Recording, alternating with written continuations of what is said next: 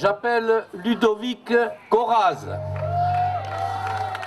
que nous allons transformer en cruche.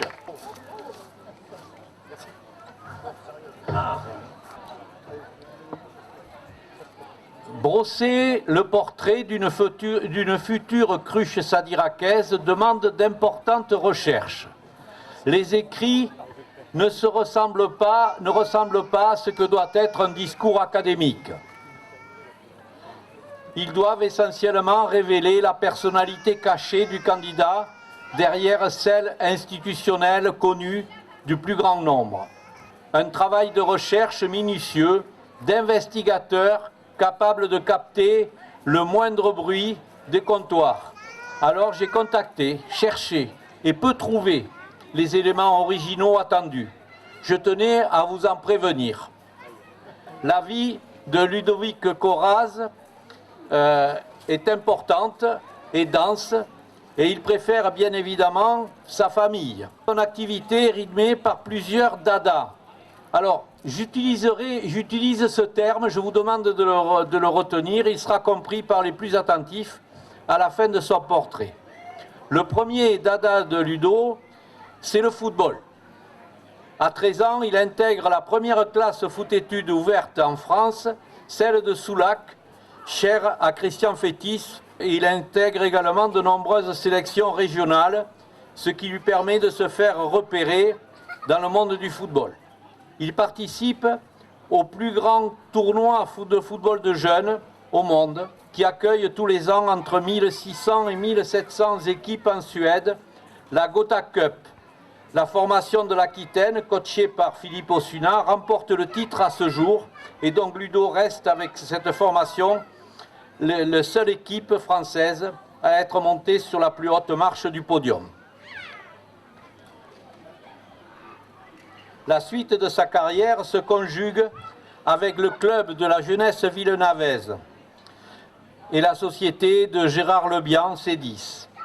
Son premier match au plus haut niveau avec la jeunesse villenavaise, et je ne vous précise pas le poste, je ne vous ai pas précisé le poste qu'il occupait sur le terrain. Il est gardien de but, un poste stratégique. Et quand il a fait sa première apparition, il le doit à la défection du gardien titulaire qui avait changé de club. Dans la nuit, il a changé de club.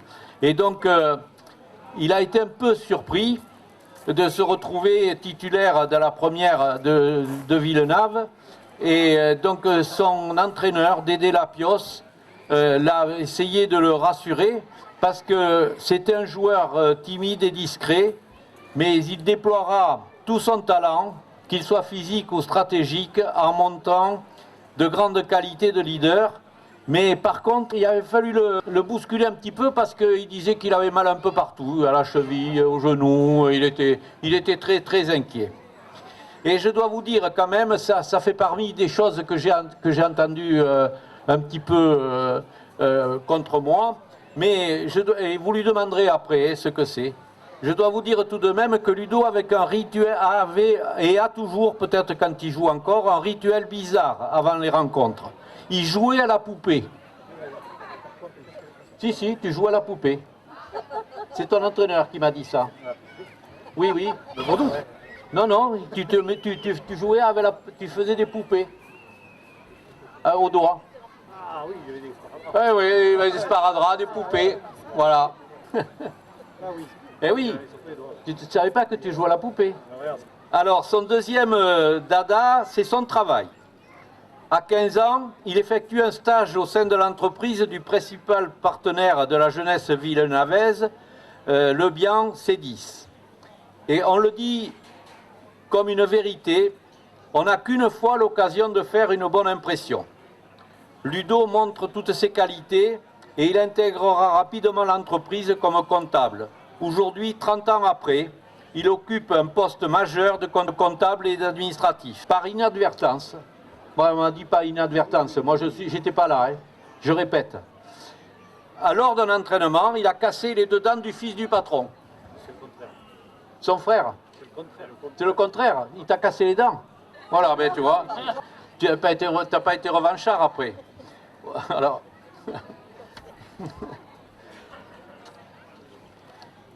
Son troisième dada, ce sont les autres.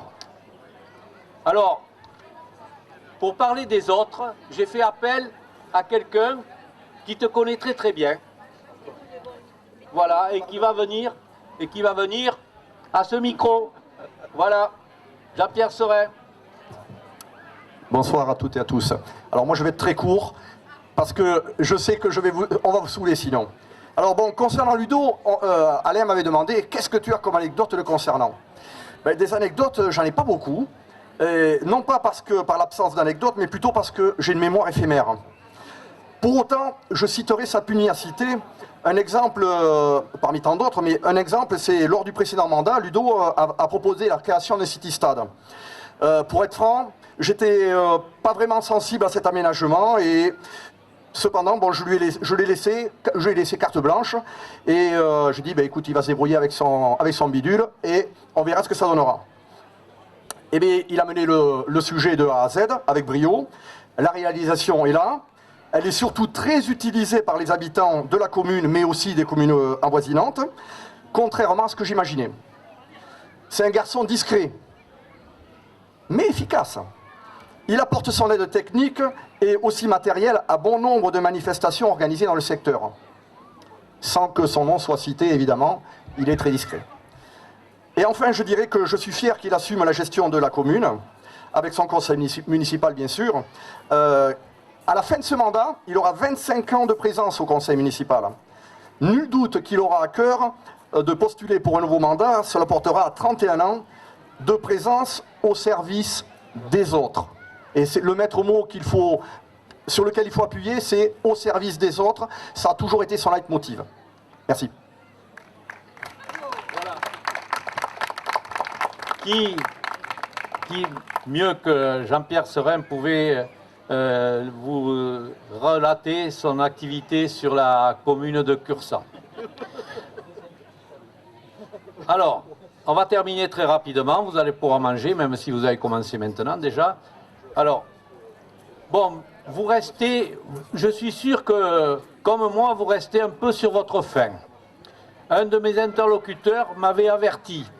Ludovic, tu ne trouveras rien de particulier sur lui. Il n'y a rien d'extraordinaire. Alors, eh bien, ma persévérance a été quand même récompensée. Le saviez-vous, Cursanaises et Cursanais, Français et Françaises, Ludovic Daniel Coraz a une spécialité.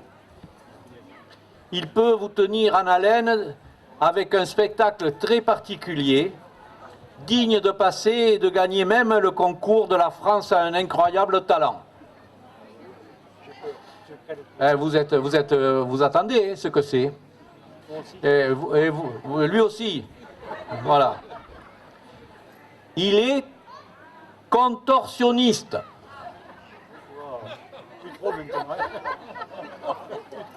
Un dernier dada, oui, mesdames et messieurs. Un contorsionniste original. Il exprime cette capacité exclusivement en privé à votre demande.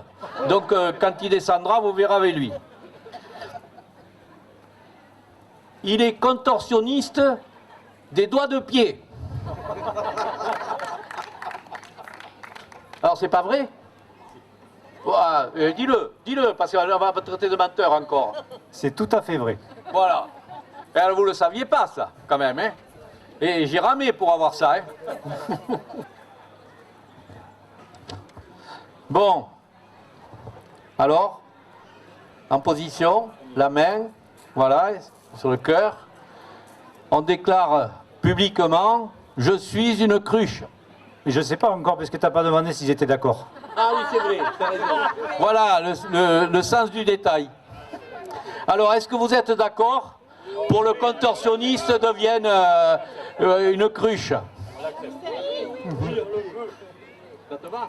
Oh, mais moi, ça me va, oui. Il n'y a personne qui a dit non.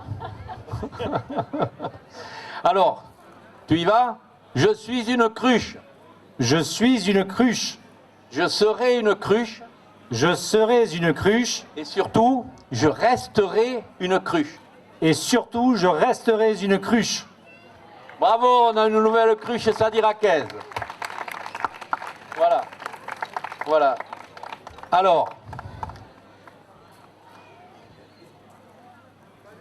Alors, vous avez donc deux nouveaux cruchots sadiraquais, Yannick Vigneault et Ludovic Coraz. Je vous demande à toutes et à tous ici présents de faire savoir à tous et dans leur entourage qu'ils revendiquent être les ambassadeurs permanents de la cruche sadiracaise. J'engage nos nouveaux cruchots à, sans peur d'une quelconque moquerie, à afficher ce titre face à celles et ceux qui, à coup sûr, sont des cruches sans le savoir et surtout sans disposer de l'appellation sadiracaise.